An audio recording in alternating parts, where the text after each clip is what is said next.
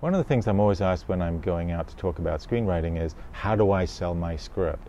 And that's a complicated question, because there's so many different variations in how that can be accomplished. But in generalities, and each of us will discover our own generalities, there's normally it needs an agent, and in some cases a manager, to be able to broker your script to the people that buy them, because that assures them, it's kind of like a good housekeeping seal of approval, that your material is good, that it's of a standard that's worthy of the interest. And at the same time, it also means you understand the business well enough that you're not going to make demands that are outside of the goals of the normal business deal. What if you don't have one of those? What if you don't have an agent or a manager? Well, one of the ways that the studio system and the individual producers and directors that you want to sell to will often accept a screenplay if you sign a very onerous looking agreement never to sue them. It's a boilerplate which is eye-numbing to read, but it's called a release, and it lets them look at your material without the fear that you'll sue them if they've got other material that's similar being developed by their company. How do you get to people if you don't have an agent? Well, one of the suggestions I have is advocacy. If you're learning as a student in a film college, then if you have a prof who really believes in your writing, use that prof to become the way to reach out to people you'd like to send your material to.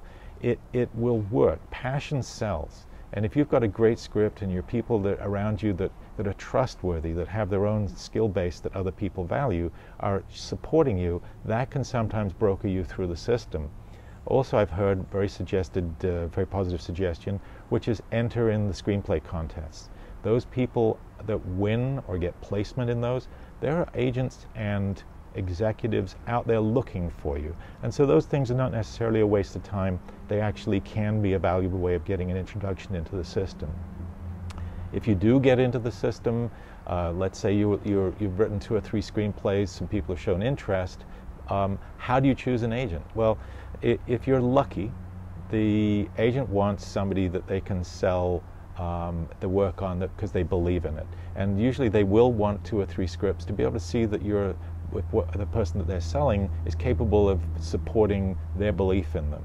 And that means that it's really hard to sell an idea. I've had several people, even last night at my USC class, someone said, I've got a great idea, how do I sell it? And unfortunately, you can't sell ideas. Ideas are incomplete. They're kind of like, I'm going to cook dinner on Friday and I'll go look up the recipe.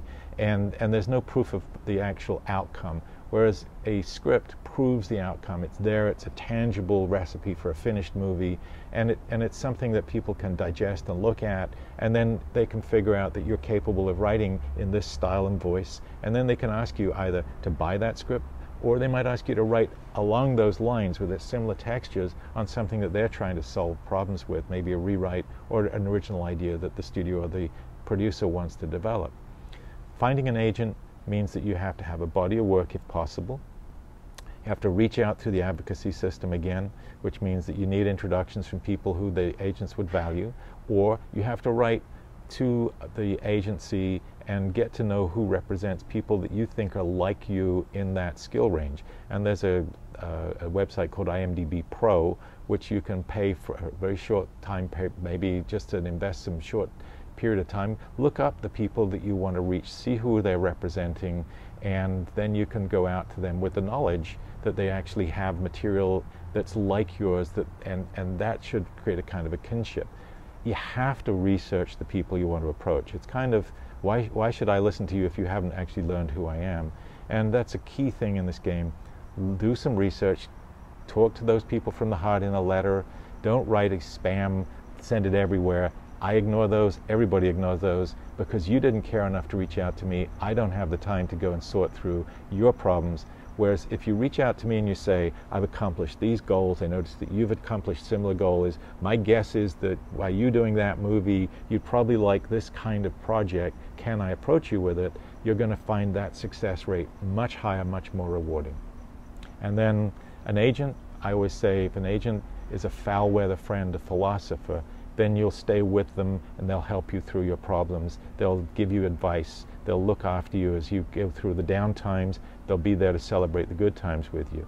What you want is a young, newer agent who's allied to one of the larger, bigger agents. What you don't want is a big agent, because you're not going to get the time to be able to really explore what you want to know and how to get to your goals. Whereas a younger agent frequently has worked with the bigger agents, has access to their knowledge, but they need you to succeed so they can succeed. And if you find somebody who cares about you and takes the time to be your philosopher friend, to listen, to think with you, to go through your scripts, that's a genuine step up in the game, because you're now getting an ally that can actually be an effective salesman for your work.